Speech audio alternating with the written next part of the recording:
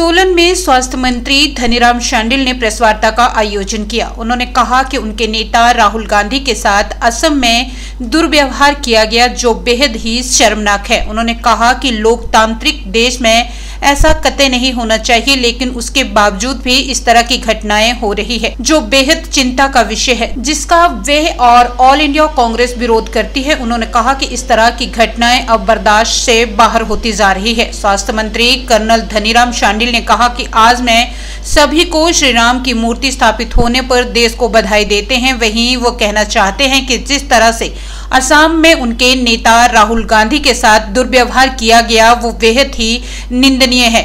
उन्होंने कहा कि इस तरह की घटनाओं से देश में अशांति का माहौल पैदा होगा, जो देश हित में नहीं होगा। उन्होंने कहा कि उनके नेता राहुल गांधी जब देश में भारत न्याय यात्रा निकाल रहे हैं और उन्हीं के साथ इस तरह से अन्याय हो रहा है, तो ये एक चिंतनीय विषय है। भगवान राम की प्राण प्रतिष्ठा का कार्यक्रम है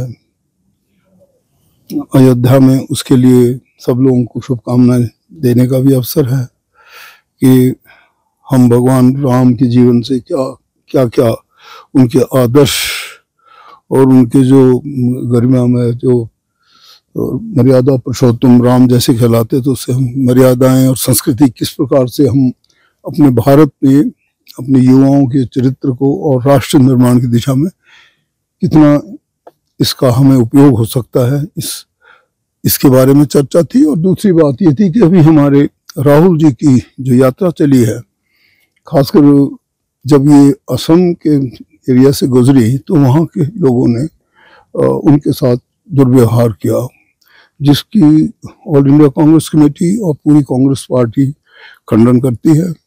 और इस प्रकार की घटनाएं लोकतांत्रिक दृष्टि से भी और अदरवाइज आल्सो सभ्यता की दृष्टि से भी अच्छे नहीं आंकी जाती। हमारे लोकतांत्रिक व्यवस्था में अगर कोई न्याय की यात्रा एक मैं समझता हूँ एक तो वीर सॉर्ट ऑफ योद्धा मैं समझता हूँ नायक है हमारा राहुल गांधी जी, जिन्होंने एक इतना अच्छा बीड़ा उठाया है। ठीक बीड़ा उठाया है कि भाई जब हमें युवाओं को देखते हैं तो सबसे बड़ी प्रॉब्लम क्या है, बेरोजगारी की। उनके पास काम नहीं है, वो बेकार हैं, और इसी से ये जितनी भी अव्यवस्था फैलती है, लॉ एंड ऑर्डर प्रॉब्लम, नशे का ज्यादा होना इत्यादि वगैरह, तो इन सब चीजों के तो कोई बात कही नहीं जाती और वो चीज डिस्कस भी नहीं होती और उस पर ध्यान भी नहीं दिया जाता, और हम कुछ और ही करते रहते हैं, जिसका कोई जो अर्थहीन विषय हैं उन पर ज्यादा ध्यान है। तो उसी प्रकार से ये जो न्याय यात्रा है, भारत जोड़ो न्याय यात्रा, ये उसी ओर प्रेरित है। अगर उसी में हम व्यवधान कोई डाले तो उसका हम खंडन नहीं करते और उसे सहन भी नहीं किया जाएगा, ऐसा भी मैं बता देना चाहता हूँ। इसीलिए आज की ये जो प्रेस कॉन्फ्रेंस मैंने ऑर्गेनाइज की थी।